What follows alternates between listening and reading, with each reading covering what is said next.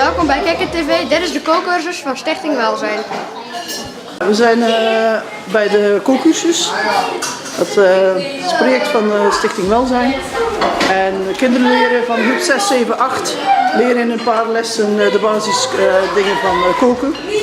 En we hebben alles pasta gemaakt, aardappelen en vandaag maken we lunchgerechten. Dat op die, ja. Wat doen jullie hier? Wat maken jullie? Wij maken hier de kip met paprika kruiden. En dan gaan we zo'n broodje maken met allemaal lekkere dingetjes erop. Zoals sla, dan kip, mayonaise, zout, peper en dan ook nog ham.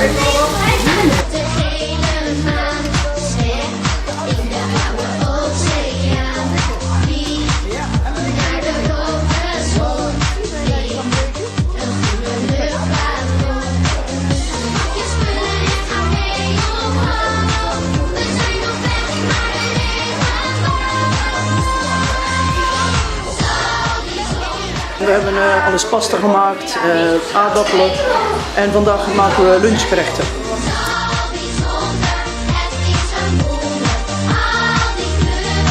Cursusblokken van 4 keer, van 4 weken en we proberen in het voorjaar een cursus te doen en in het najaar eentje.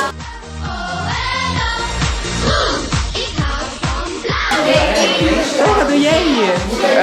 Ik doe hier stage voor school. Ja? En op welke manier doe je je stage hier? Ja, voor Stichting Welzijn. Ja? En dan moet je gewoon die kinderen leren koken. Dat niet zo makkelijk is als ze denken. Ja. Ja, ik probeer het zoveel mogelijk zelf te laten doen.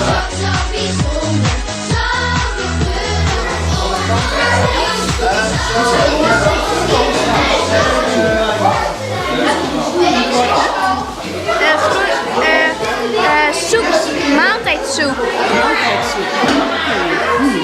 Komt er nog meer bij? Ja, nog pasta en een bouillonblokje.